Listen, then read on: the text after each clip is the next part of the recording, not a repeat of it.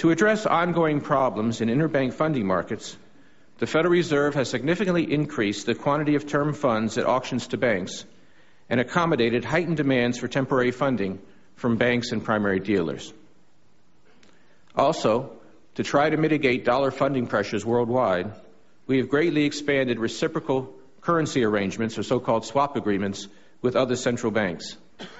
Indeed, this week we agreed to extend unlimited dollar funding to the European Central Bank, the Bank of England, the Bank of Japan, and the Swiss National Bank.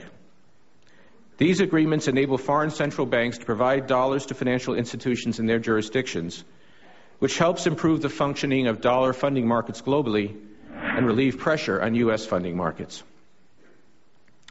It bears noting that these arrangements carry no risk to the U.S. taxpayer, as our loans are to the foreign central banks themselves, who take responsibility for the extension of dollar credit within their own jurisdictions.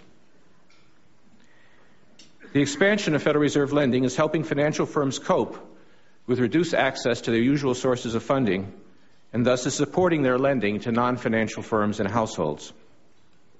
Nonetheless, the intensification of the financial crisis over the past month or so made clear that a more powerful, comprehensive approach involving the fiscal authorities was needed to address these problems more effectively. On that basis, the administration, with the support of the Federal Reserve, asked the Congress for a new program aimed at stabilizing our financial markets. The resulting legislation, the Emergency Economic Stabilization Act, provides important new tools for addressing the distress in financial markets and thus mitigating the risks to our economy. The Act allows Treasury to buy troubled assets, to provide guarantees, and to inject capital to strengthen the balance sheets of financial institutions. The Act also raises the limit on deposit insurance from $100,000 to $250,000 per account, effective immediately. The Troubled Asset Relief Program, or TARP, authorized by the legislation, will allow the Treasury, under the supervision of an oversight board that I will head, to undertake two highly complementary activities. First, the Treasury will use the TARP funds to help recapitalize our banking system by purchasing non-voting equity in financial institutions. Details of this program were announced yesterday. Initially, the Treasury will dedicate $250 billion toward purchases of preferred shares in banks and thrifts of all sizes. The program is voluntary and designed both to encourage participation by healthy institutions and to make it attractive for private capital to come in along with the public capital. We look to strong institutions to participate in this capital program because today, even strong institutions are reluctant to expand their balance sheets to extend credit. With fresh capital, that constraint will be eased. The terms offered under the TARP include the acquisition by the Treasury of warrants to ensure that taxpayers receive a share of the upside as the financial system recovers. Moreover, as required by the legislation, institutions that receive capital will have to meet certain standards regarding executive compensation practices. Second, the Treasury will use some of the resources provided under the bill to purchase troubled assets from banks and other financial institutions, in most cases using market-based mechanisms. Mortgage-related assets, including mortgage-backed securities and whole loans, will be the focus of the program, although the law permits flexibility in the types of assets purchased as needed to promote financial stability.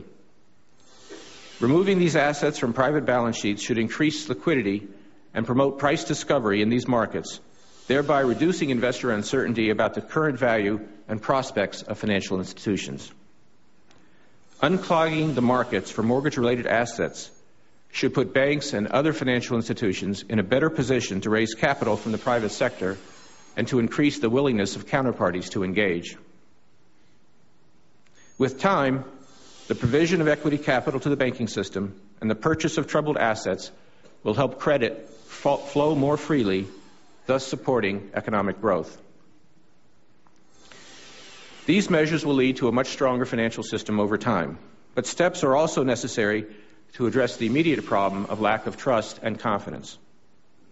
Accordingly, also announced yesterday was a plan by the Federal Deposit Insurance Corporation to provide a broad range of guarantees of the liabilities of FDIC-insured depository institutions, including their associated holding companies. The guarantee covers all newly issued unsecured senior debt, including commercial paper and interbank funding, and it will also cover all funds held in non-interest-bearing transactions accounts, such as payroll accounts. This broad guarantee will be effective immediately, and fees for coverage will be waived for 30 days. After the 30-day grace period, banks may continue to participate in the guarantee program by paying reasonable fees. I would like to stress once again that the taxpayers' interests were very much in our minds and those of the Congress when these programs were designed. The costs of the FDIC guarantee are expected to be covered by fees and assessments on the banking system, not the taxpayer. In the case of the TARP program, the funds that are allocated are not simple expenditures, but rather acquisitions of assets and equity positions, which the Treasury will be able to sell or redeem down the road. Indeed, it is possible that taxpayers could turn a profit from this program, although, given the great uncertainties, no assurances can be provided. Moreover, the program is subject to extensive oversight and controls by a number of bodies. The larger point, though, is that the economic benefit of these programs to taxpayers will not be determined primarily by the financial return to the TARP funds, but rather by the impact of the program on financial markets and the economy.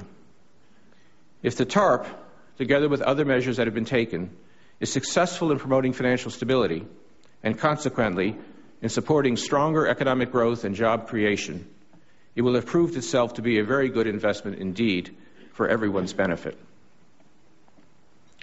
Stabilization of the financial markets is a critical first step, but even if they stabilize, as we hope they will, broader economic recovery will not happen right away. Economic activity had been decelerating even before the recent intensification of the crisis. The housing market continues to be a primary source of weakness in the real economy as well as in the financial markets, and we have seen marked slowdowns in consumer spending, business investment, and the labor market. Credit markets will take some time to unfreeze, and with the economies of our trading partners slowing, our export sales, which have been a source of strength, very probably will slow as well. These restraining influences on economic activity, however, will be offset somewhat by the favorable effects of lower prices for oil and other commodities on household purchasing power. Ultimately, the trajectory of economic activity beyond the next few quarters will depend greatly on the extent to which financial and credit markets return to more normal functioning.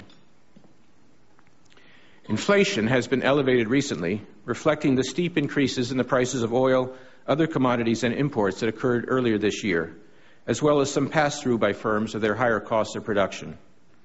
However, expected inflation, as measured by consumer surveys and inflation index Treasury securities, has held steady or eased, and prices of imports now appear to be decelerating. These developments, together with the recent declines in the prices of oil and other commodities, as well as the likelihood that economic activity will fall short of potential for a time, should lead to rates of inflation more consistent with price stability. This past weekend, the finance ministers and central bank governors of the Group of 7 industrialized countries met in Washington. We committed to work together to stabilize financial markets and to restore the flow of credit to support global economic growth. We agreed to use all available tools to prevent failures that pose systemic risk. We affirmed that we will ensure our deposit insurance programs instill confidence in the safety of our savings. We agreed to ensure that our banks and other major financial intermediaries, as needed, can raise capital from public as well as private sources. We further agreed that we would take all necessary steps to unfreeze interbank and money markets, and that we will act to restart the secondary markets for mortgages and other securitized assets. Finally, we recognize that we should take these actions in ways that protect taxpayers and avoid potentially having damaging effects on other countries. I believe that these are the right principles for action, and I see the steps announced by our government yesterday as being fully consistent with them. I have laid out for you today an extraordinary series of actions taken by our government here and around the globe. Americans can be confident that every resource is being brought to bear to address the current crisis. Historical understanding, technical expertise, economic analysis, financial insight, and political leadership. I'm not suggesting that the way forward will be easy, but I strongly believe that we now have the tools we need to respond with the necessary force to meet these challenges. Although much work remains and more difficulties surely lie ahead, I remain confident that the American economy, with its great intrinsic vitality and aided by the measures now available, will emerge from this period with renewed vigor. Thank you very much.